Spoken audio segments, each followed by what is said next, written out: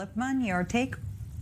As we analyze the current polls, there's really no possibility at the end of the next election other than either Netanyahu somehow finds a way to get a few more seats in his bloc and gets to 61, or we're back in the stalemate. And I will say Netanyahu will be very, very motivated to get those extra seats into place because he's not the sitting prime minister in the interim government. He wants to get back there. It's possible to rile up more people on the right in the Likud base and the Shas base, and he can then take over as 61. That's the only possibility I see moving forward. Well, we cannot avoid another round of elections unless we reform the structure of Israeli politics. Rabbi Lipman?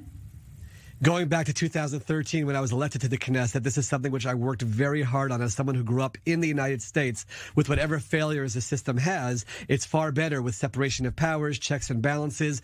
This system has to change because Israel is divided in a way where it can't work in the current system and will always be, in my opinion, either in this loop or in a situation where people question the way the system works. I do believe that has to happen. Unfortunately, though, I don't see it happening. As I went around the Knesset, talked to ministers, tried to make changes to the system, I saw that people were unwilling to even take basic steps towards that. And therefore, while I do believe the system has to change, I'm pessimistic about it actually happening. Yeah, we conclude this part of the debate quickly. Rabbi Lipman, perhaps success in the sense of expanding the potential mix and match between parties, not just Arab parties joining the landscape, but perhaps the ultra-Orthodox parties, not necessarily going with Netanyahu. This perhaps was the change?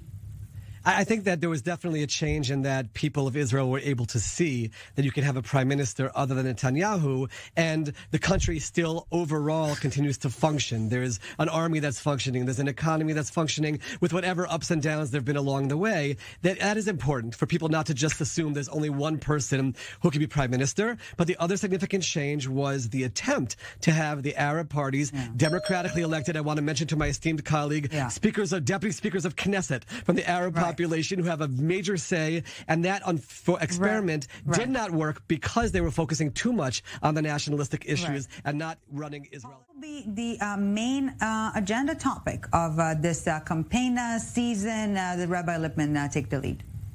I don't think there's a doubt that Yair Lapid's side of the map, the center-left, will say, you must vote for us, otherwise religious right-wing extremists like Itamar Ben-Gvir will be running the country. The right side of the map, led by Netanyahu, will say, you must vote for us, or else we'll have a dangerous government that will have to involve the Arab parties who are a danger to Israel. So both sides will be claiming danger on the other side, and sadly, from my perspective, it will be pulling apart populations in Israeli society, which is never a good thing for Israel moving forward.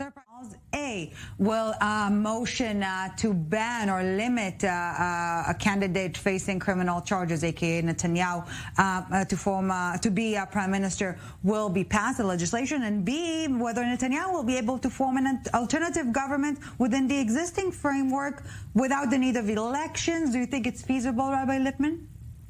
So I do know that member of Knesset Gilad Karib from the Labor Party, who is the chairman of the Law and Constitution Committee, is going to be pushing forward fast legislation to ban someone who's under indictment to become the prime minister. I do believe there's a very good chance of that passing in the time frame. But all the viewers should note that if Netanyahu does get 61 in the next elections, there's a way for him to get around that and then put the government together. That's in terms of the first question. In terms of the second question, there are some attempts being made. I was in the Knesset today to try to see if there's any kind of a government that can be formed in the current Knesset, but I don't see that happening. And based on people I'm speaking to, that's not a reality at all. And therefore, according to all those sources, we are definitively heading to elections.